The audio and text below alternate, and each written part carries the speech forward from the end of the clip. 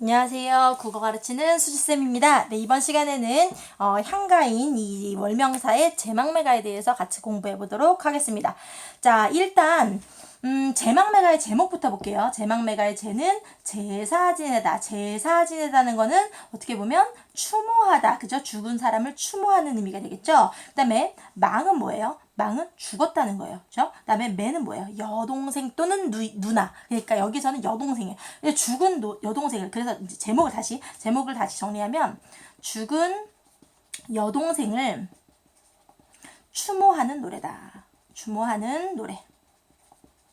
죽은 여동생을 추모하는 노래인데, 자, 이 월명사는 뭐 하던 사람일까요? 얘는 승려예요, 승려. 자, 그러면 이제 갈래부터 보도록 할게요. 이 제망매가의 갈래는 19채 향가입니다. 갈래는 19채 향가. 향가에는 4구체, 8구체, 19채가 있죠. 그죠? 4구체, 8구체, 19채가 있는데 얘는 그 중에서 19채 향가. 그럼 19채 향가면 4구체나 8구체에 비해서 더 발전되고, 그죠? 가장 발달된 형식이에요. 가장 발달되고 가장 정제된 형식이다. 정제됐다는 게 뭐야? 완성됐다는 거죠. 그죠? 가장 완성된 형식이고요. 그러면 일반적으로 생각했을 때 높은 사람들이 썼을까요? 낮은 사람들이 썼을까요? 이건 높은 사람들이 썼습니다. 그래서 이거는 화랑이나 승려나 아니면 뭐 귀족 계층이 썼다 이렇게 알려져 있어요. 근데 이제 이 제망매가 같은 경우는 이 월명사가 승려였기 때문에, 그쵸? 네, 승려라는 신분의 월명사가 썼다라는 거 알아두시면 되고요. 19채 향가입니다. 19채 향가는 3단 구성, 그쵸? 3단 구성이에요. 3단 구성인데 어떻게 나눠요? 4, 4, 2 이렇게 나누죠? 그죠? 4, 4, 2로 나누고, 뭐 문제에서는 기서결의 3단 구성이다 이렇게 말할 수도 있어요. 그 다음에 더 중요한 거. 자, 3단 구성 말고 더 중요한 거 바로 이 부분입니다. 이 부분을 우리 문학에서 제일 마지막 부분을 낙구라고 해요. 낙구. 근데 이 부분도 좀 낙구겠네요. 근데 낙구 첫머리는요. 항상 감탄사로 시작한다. 요게 진짜 중요합니다. 자, 보세요. 이거 4, 4, 2로 나누면요. 여기까지가 4죠? 여기까지가 4죠? 그리고 아으 여기서부터가 인데 뭐가 있어요? 아으가 있잖아요. 아으. 그죠? 아으가 있으니까 이것도 낙구 첫머리가 감탄사로 시작하는구나. 4, 4, 2의 3단 구성이고 낙구 첫머리는 감탄사로 시작하는구나 알아두시면 됩니다. 자, 그 다음에 자, 그리고 19채 향가는요. 19채 향가는 다른 이름이 있어요. 그러니까 19채 향가라고도 하고 사뇌가라고 불리기도 했어요. 사뇌가. 자, 그리고 19채 향가, 그러니까 19채뿐만 아니고 향가는 원래 다 노래로 불렸던 노래예요. 실제로 입으로 불렸어요. 실제로 입으로 불렸고, 이 기록은 나중에 적은 거예요. 나중에. 그럼 뭐로 적었냐? 이거는 향찰이라는 표기수단으로 적었다. 근데 이 향찰이라는 표기수단은 한자의 음과 뜻을 빌려서 우리말 전체를 표현했다. 한자의 음과 뜻을 빌렸다는 거는 한 글자는 음을 빌리고 한 글자는 뜻을 빌리고 이런 식으로 해가지고 뜻 이렇게 빌려서 표기했다. 근데 한자의 음과 뜻을 빌려서 우리말 문장 전체를 표기했어요. 전체를. 그럼 우리말 문장 전체를 표기했다는 건 무슨 말이냐면 뭐뭐 했고 이런 거 있죠. 뭐뭐 했다 이런 거 있죠. 뭐뭐는 이런 거 있죠. 이런 것까지 다 표기했다는 거예요. 이해되시나요? 그죠? 네. 그래서 뭐 조사나 어미 같은 문법적인 요소까지도 모두 표기했다라는 거 알아두시면 됩니다. 자, 그러면 한자의 음과 뜻을 빌렸다고 했는데 어떨 때 음을 빌리고 어떨 때 뜻을 빌렸는지도 알아두셔야 돼요. 뭐냐면 생사론에서 생은 실질적인 의미가 있죠. 삶이니까. 그죠? 사는 어때요? 실질적인 의미 있죠. 그죠? 로는 길이에요.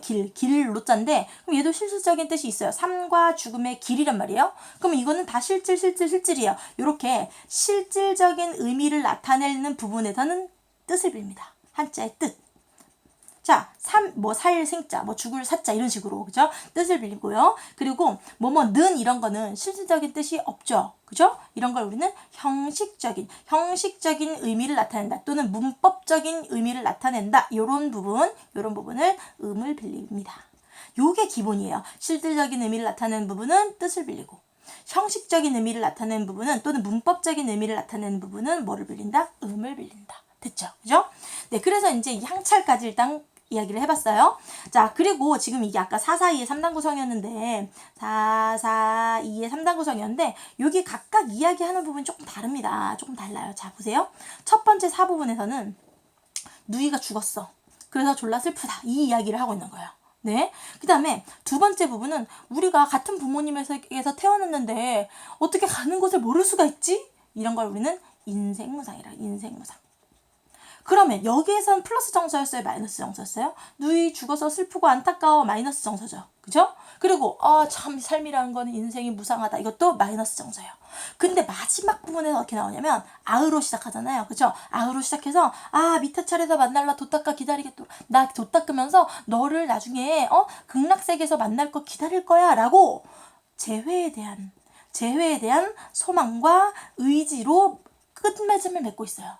그럼 여기는 어때요? 뭔가 플러스 느낌이 나죠. 그죠? 그래서 마이너스, 플러스 이렇게 의미가 구성되고 있구나. 그러면 여기 아으를 기점으로 마이너스에서 플러스로 전환이 되잖아요. 그죠? 이런 거를 우리는 뭐라고 하냐면 자, 이 아으의 기능에서 시상을 전환한다. 요런 말이 나올 수가 있어요. 시상을 전환한다. 그리고 뭐 조금 더 있다가 이제 이거 먼저 보고 아의 기능에 대해서 조금 더 해보도록 할게요. 자, 그럼 처음부터 한번 볼게요. 생사론은요. 생사론은 삶과 죽음의 길은 됐죠? 삶과 죽음의 길은 예이샴에 얘가 여기에 있음에 저희고는 머뭇거리고 또는 두려워하고. 자, 그럼 보세요. 생사로 삶과 죽음의 길은 여기 있어. 그럼 여기는 삶이에요, 죽음이에요? 이 삶과 죽음의 이별의 기로는 어디에 있어요? 이승에 있죠. 그죠? 여기 이승과 저승의 기로는 이승에 있어요. 이승에. 여기에 있음에 저이고 머뭇거리고 또는 두려워하고. 그러면 이거는 죽음 앞에서 머뭇거린다. 어떤 죽음으로 인한 이별 앞에서 머뭇거린다도 되고요. 죽음에 대한 두려움으로 해석할 수도 있습니다. 됐죠? 여기 있음에 저이고 나는 가나다 말도 못다 잊고 가난 있고 나는 갑니다 라는 말도 못다 이루고 갑니까? 그럼 나는 갑니다 라는 말도 못다 이룬 사람 누구예요? 여동생이죠. 그죠? 지금 이 나는 월명사가 아니에요. 이 나는 여동생입니다. 누이입니다. 누이. 자, 나는 간다는 말도 못다 이루고 어찌 갑니까? 라는 겁니다. 됐죠? 그래서 누이가 어떻게 죽었다? 누이가 갑작스럽게 죽었다. 그죠? 왜요? 나는 간다는 말도 못하고 갔다잖아. 나 죽는다는 말도 못하고 죽었대잖아요. 그죠? 갑작스럽게 죽었다. 그럼 누이의 갑작스러운 죽음으로 인한 뭐예요? 슬픔과 안타까움이죠. 네. 그 다음에 어느 가을입니다. 가잘이라고 써있는데 이거는 가을이란 뜻이에요. 그럼 가을인데 플러스예요, 마이너스예요? 가을은 잎이 떨어지는 계절이잖아요. 그쵸? 하강적 이미지란 말이에요. 그러면 이 가을은 마이너스 계절. 어느 가을 이른 바람에 이에 저에 떨어질 잎같이 다이는 뭐뭐 같이예요. 그럼 다시 어느 가을 이른 바람에 이에 저에 떨어질 잎이에요. 그럼 이 바람은 여기서 뭐 하는 거죠? 잎을 떨어뜨리는 거죠. 그럼 바람 플러스예요, 마이너스예요? 마이너스예요. 그러면 이 바람이라는 건 누이를 죽게 하게 한 원인이 되는 거죠. 봐보세요. 떨어질 잎이 누구예요? 잎이 떨어지는 거 누이의 죽음이잖아요. 그죠? 그럼 바람은 누이를 죽게 한 거니까 이거 마이너스고요. 근데 하필이면 늦은 바람도 아니고 이른 바람이에요. 이른 바람. 그러면 왜 이른 바람일까요? 왜? 누이가 너무 어린 나이에 죽은 거야. 그래서 이 이른 바람이라는 건 누이의 요절을 암시한다. 요절이 뭐야? 일찍 죽는 거. 됐죠? 누이의 요절을 암시한다. 어느 가을 이른 바람에 이에 저에 떨어질 잎같이 떨어질 잎같이 잎은 누구다? 죽은 누이. 그죠? 죽은 누이. 그다음에 잎이 떨어지는 건 뭐예요? 누이의 죽음. 됐죠? 그다음에 하단가지에 나고 하단가지는 한 가지야. 한 가지. 같은 한 가지에서 우리가 같은 잎으로 태어났어. 그럼 이 한 가지에서 났다는 거는 우리가 같은 부모님에게서 태어났다.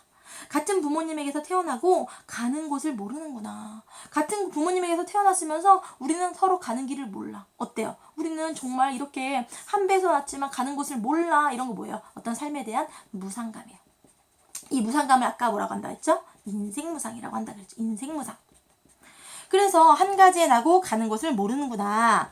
여기까지가 이제 4까지예요. 그 다음에 아으에서 뭐 한다 그랬죠? 시상을 전환한다 그랬죠. 그쵸? 네. 아으, 미타찰에서 맛볼래. 자, 미타찰은 불교의 극락세계. 극락세계에서 맛볼라는 거는 만날 나 도 닦아서 기다리겠도다. 그러면 미타찰에서 내가 누구를 만나요? 우리 동생을 만나죠. 여동생을 만나요. 그럼 이때 나는요, 만날 나, 이제 진짜 나예요. 화자 자신이에요. 그럼 여기서 여기 나는 누구? 누이. 그쵸? 이때 나는 누구? 나, 화자. 그쵸? 화자. 나는 미타찰에서 만날 거니까 도 닦아 기다리겠도다. 나 도 닦으면서 열심히 기다릴 거야 라고 재회에 대한 소망하고 있다. 그러면 이거는 슬퍼하고 막 엉엉하고 끝나는 거예요? 아니죠. 슬퍼했어. 그리고 나서 뭐 한다. 나 다시 만날 거니까 나는 열심히 살 거야 라고 의지를 가지는 거예요. 그러면 이거는 슬픔을, 이 사별로 인한 슬픔을 종교적으로, 이때 종교는 무슨 종교예요? 불교죠. 그죠? 불교적으로 극복했다. 극복 또는 승화하고 있다. 이런 얘기가 나올 수 있어요. 지금 만약에 어떤 시가 나왔을 때 죽음에 대한 아이고 한 개도 안 보였네요. 네. 죽음에 대한 슬픔을 막 이기지 못하고 막 뭐 예를 들어서 그 김소월의 초혼 같은 시에서는요. 산산이 부서진 이름이요. 뭐 부르다가 내가 죽을 이름이요. 막 이런 거 나온단 말이에요. 그건 슬픔 극복 못 하거든요. 계속 슬퍼해요. 근데 얘는 어때요? 지금 누이가 죽었어. 슬퍼했어. 근데 나 열심히 도 닦아서 기다릴 거야. 라고 지금 종교적으로 슬픔을 극복, 승화하고 있다. 이거 졸라 중요합니다. 아셨죠? 자, 그러면 우리 아까 우리 제목했고 한 번만 다시 볼게요. 이게 아까 전에 여기까지가 기고요. 기, 그쵸? 여기까지가 서고 여기가 결이 되겠습니다. 그쵸? 기서결의 3단 구성. 생사로는 삶과 죽음의 길은 여기 있음에, 여기는 어디다? 이승이다. 됐죠? 여기 있음에 머뭇거리고 또는 두려워하고 나는 간다는 말도 못다 이르고 가난히 있고 나는 간다는 말도 못하고 갑자기 죽었어. 누가? 누이가. 됐죠? 그래서 누이의 갑작스러운 죽음에 대한 슬픔과 안타까움을 나타낸다. 그 다음에 어느 가을은 누이가 죽는 계절이니까, 그죠? 잎이 떨어지는 계절이니까 마이너스고요. 이른 바람도 마이너스입니다. 됐죠? 근데 이른 바람이라는 말이 있으니까 아, 누이가 요절했구나. 근데 이에 저에 떨어질 잎처럼 여기서 잎은 뭐다? 잎이 떨어지는 것은 누이가 죽은 걸 나타낸다. 자, 여기서 졸라 중요한 표현상의 특징이 나옵니다. 뭐냐면 누이가 죽은 거를 잎이 떨어지는 걸로 표현했잖아요. 그럼 누이의 죽음은 인간사란 말이에요. 인간사. 그쵸? 그런데 잎이 떨어지는 거는 뭐예요? 자연사예요. 자연사. 자연현상. 그러니까 인간사를 나타내기 위해서 자연현상에 비유하고 있다. 이런 말이 나옵니다. 이해되셨죠? 그죠? 네, 그래서 누이가 죽은 것을 잎이 떨어지는 것으로 비유했다. 그리고 우리가 부모님에게서 같이 태어난 것을 한 배에서 태어난 걸 한 가지의 낙오라고 표현했어. 지금 이거 두 개 다 인간사를 자연현상에 비유하고 있다. 그래서 지금 이 19치 한가 중에서도 제망매가의 문학성이 굉장히 높다고 이야기하는데 제망매가의 문학성이 높은 이유는 뭐 때문이다? 바로 이 인간사를, 인간의 이 자연현상에 비유했기 때문이다. 고도의 비유와 상징을 사용했다. 이렇게 얘기해요. 고도의 비유와 상징을 사용했다.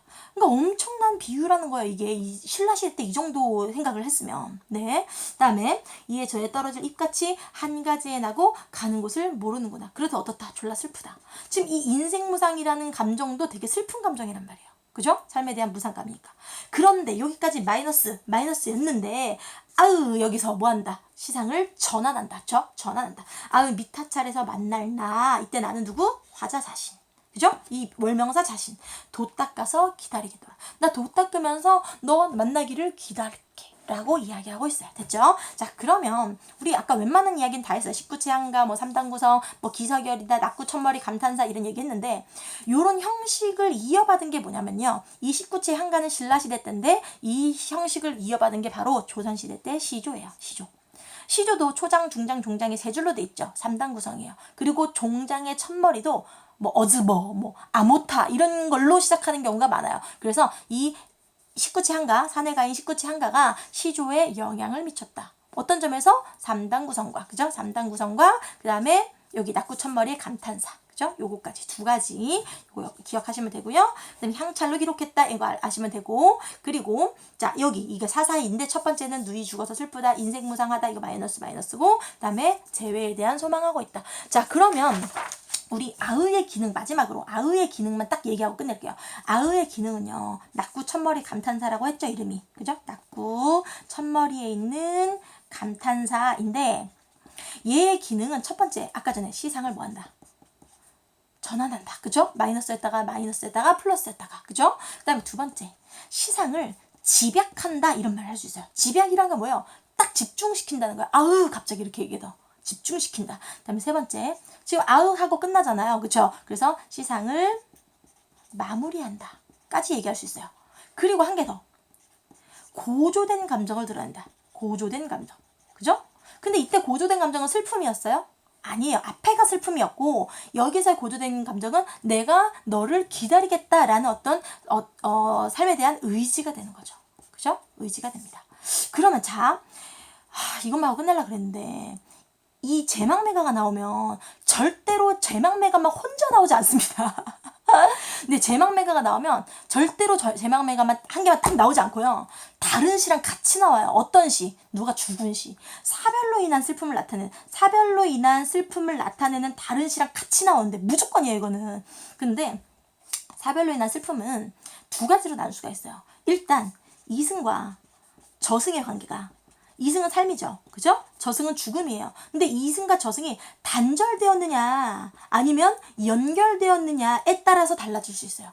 그럼 이 제망매가는 이승과 저승이 단절돼 있어요? 연결돼 있어요? 이거 연결돼 있는 거예요. 왜요? 미타찰에서 만난대잖아. 그쵸? 미타찰에서 만날나 도타가 기다리겠도다 이렇게 얘기했으니까 이거는 연결되는 거예요. 그러면 자, 이거 생각해 보세요. 단절이 돼 있잖아요. 단절? 그러면 슬픔을 거의 대부분 극복을 못해요. 그래서 졸라 슬프다. 하늘과 땅은 너무 넓구나. 막 이렇게. 내 이름은 닿지 못해. 막 이런 거. 네? 내 이름이 아니라 내 소리는 너에게 닿지 못해. 뭐 이런 거 나와요. 내가 내가 너를 불렀지만 나는 전신으로 대답했지만 아마 너는 못 들었으리라. 뭐 이런 거 나와요. 그러면 이건 단절이란 말이에요. 단절이면 슬픔을 극복하기가 힘들어요. 근데 연결돼 있잖아요. 만약에 우리가 다시 만날 수 있을 거라고 생각해. 그러면 이거는 슬픔을 극복할 가능성이 아주 큽니다. 무조건은 아니지만 아주 높습니다. 아주 높습니다. 이것도 무조건은 아니에요. 근데 아주 높습니다. 그러면 우리가 누가 죽은 시들의 제목 정도는 좀 알아두시고요. 그리고 이승과 저승이 연결되는지 단절되는지 그것도 좀 알아두시면 좋아요. 근데 이게 지금 불교적인 색깔이 강하죠. 그죠? 그리고 또 누이가 죽었죠. 그죠? 그리고 이승과 저승이 연결돼 있었죠. 이거 똑같은 시가 하나 있어요. 현대시 중에서 뭐가 있냐면, 자, 이렇게 할게요. 송수건이라는 사람의 제목이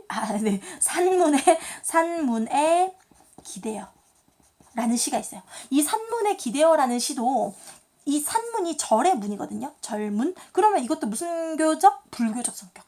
그 누이가 죽었어요. 똑같이. 그리고 이거는 이승과 저승이 연결돼 있어요. 그래서 내가 한 잔은 마시고 한 잔은 너를 위해서 비워두고 뭐 이런 게 나와요. 그리고 다시 만나는 거 막 이렇게 나오거든요. 그러면 이거 이승과 저승이 연결돼 있고 재회에 대한 소망이 나타난다는 점에서 이거는 이 제망매가랑 아주 유사한 시다라는 거 알아두시면 되고요. 그리고 도종환이라는 시인의 이 도종환 엄청난 권력자입니다. 네. 옛날에는 그냥 시인이었는데 지금은 그 문화관광부 장관인가요? 아무튼 엄청난 권력자 이 도종환이라는 시인의 옥수수밭 옆에 당신을 묻고 라는 시가 있어요. 이 옥수수밭 옆에 당신을 묻고는 딱 봐도 당신이 죽었네. 당신은 아내예요. 아내가 죽었는데 당신을 묻고 돌아오면서 난 졸라 슬퍼하는 거예요. 그런데 중간에 확 시상이 전환이 되면서 무슨 얘기하냐면 당신 나중에 흙이 되고 내가 나중에 바람이 되어서 다시 만나지는 길임을 알게 하네. 이렇게 나와요.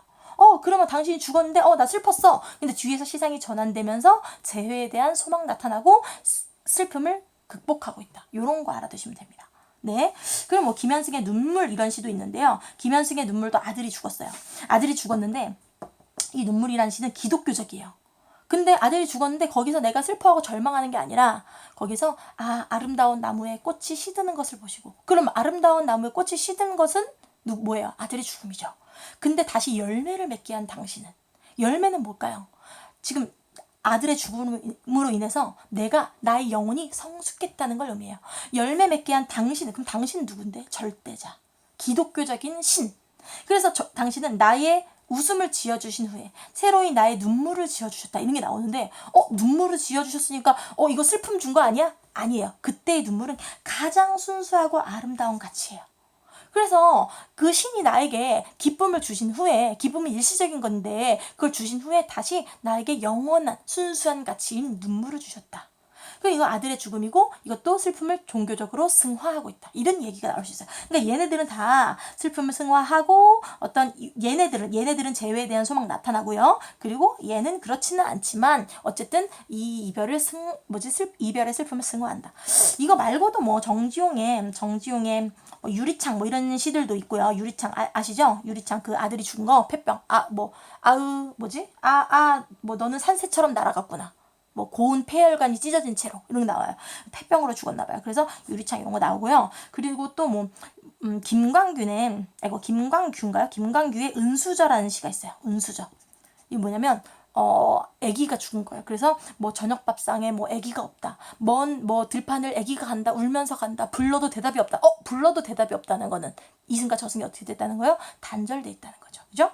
뭐 이거 말고도 되게 많아요. 원래 누가 죽으면 시를 엄청 많이 씁니다. 그래서 뭐 이런 것도 있고요. 그리고 또 뭐 어떤 게 있다고 할 수 너무 많아가지고 뭐 김소월의 초혼, 뭐 산산이 부서진 이름이여 이거 있죠, 그죠? 이거는 이승과 저승이 단절되어 있고 슬픔 극복 못하고 이런 거. 한 개만 더 얘기해 볼까요? 누가 죽은 거? 뭐 박목월의 하관은 남동생이 죽었어요. 이것도 기독교적이에요. 하지만 슬픔을 극복하지는 못해요. 네, 뭐 관이 내렸다 이렇게 나와요. 관이 내렸다. 주여 용납하옵소서 이런 거. 뭐 한 개만 더. 서정주의 귀촉도라는 시가 있어요. 귀촉도. 이 귀촉도도 님의 죽음이에요. 사별이에요. 그럼 님의 죽음인데 이거는 이승과 저승이 연결돼 있게요, 단절돼 있게요. 이거는 불교적인 세계관이 나타나긴 하지만 이승과 저승은 단절돼 있어요. 그래서 뭐라고 하냐면 다시 오지 못하는 뭐 파촉산만리 뭐 이렇게 나와요. 네, 뭐 그래서 막 슬퍼하고 막 힘들어하고 막 후회하고 그런 내용이에요. 그래서 누가 죽은 시들을 딱 보고 이거는 슬픔을 절제하는가 아니면 표출하는가 이거 아셔야 되고요. 그리고 삶과 죽음이 단절되어 있는가 아니면 연결되어 있는가. 그래서 이거는 죽음에 대한 슬픔을 극복하는가 승화하는가 못하는가 요거까지도 봐두셔야 됩니다.